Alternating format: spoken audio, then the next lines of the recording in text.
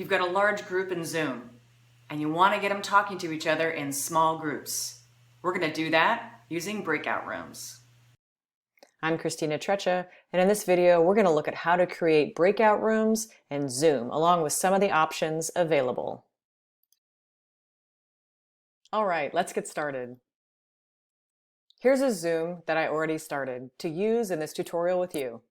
I'm the host, Christina Treccia, and I also have person 1 in my meeting and person 2.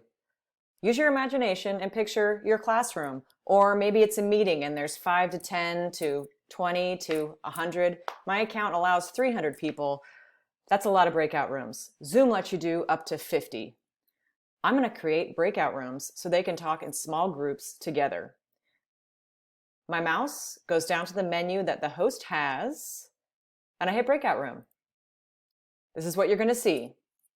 You can either assign breakout rooms automatically or manually. Automatically means that you choose how many rooms you want, and it will tell you how many participants that means per room.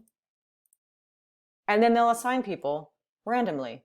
Or you can do it manually and put the people in the rooms that you want to be collaborating in small groups. Breakout rooms shouldn't be long sessions, even if it's group work.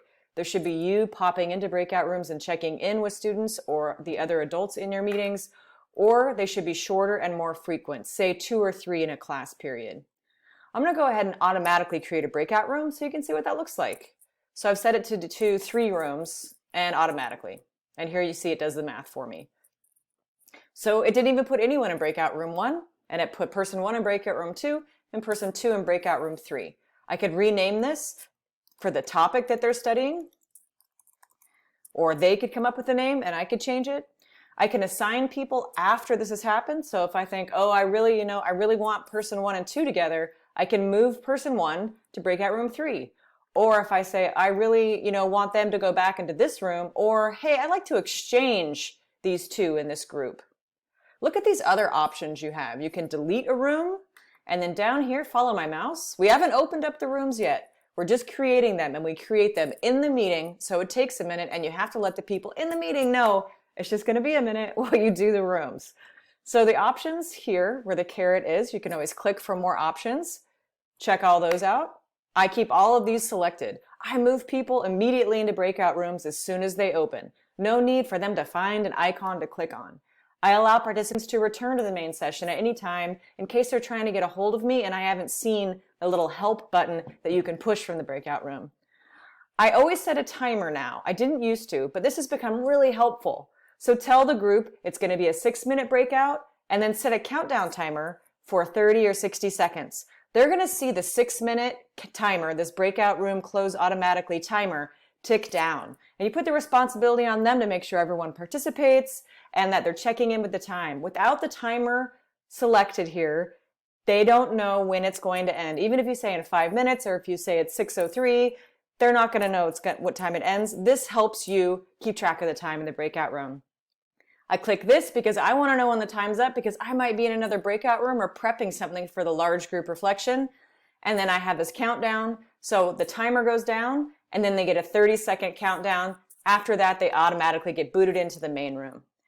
They only automatically get booted in because I've chosen to close the rooms.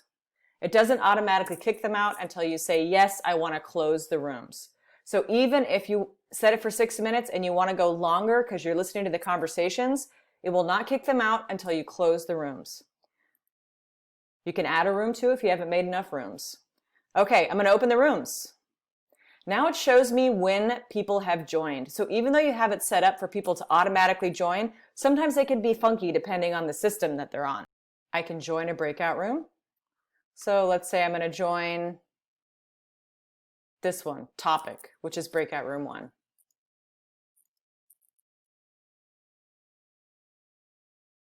Here I am with person number 2.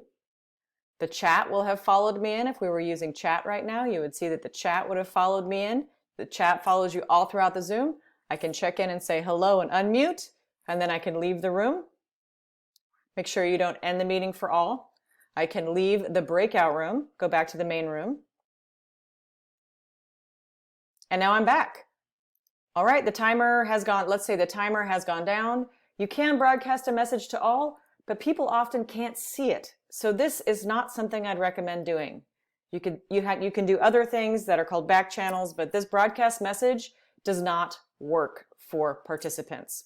All right, I'm going to go ahead and close the rooms. You can see my timer ticking down. If we want another 3 minutes, it would just say, do you want to close the rooms? And then I click yes. So I'm going to close the rooms. And now they've been given 30 seconds to come back to the main session. I'm going to go ahead and get out of there. When you send folks to breakout rooms, make sure you give them something to do, a task, a protocol, even if it's just getting to know each other. Because once you're in a breakout room, it's really hard to remember what you were doing or what you should be doing. So I highly recommend not just planning the logistics of the breakout room, but also what you want people to do when they're in there. Because this is the time for small group talk, which can be more engaging and get some of that really good thinking shared.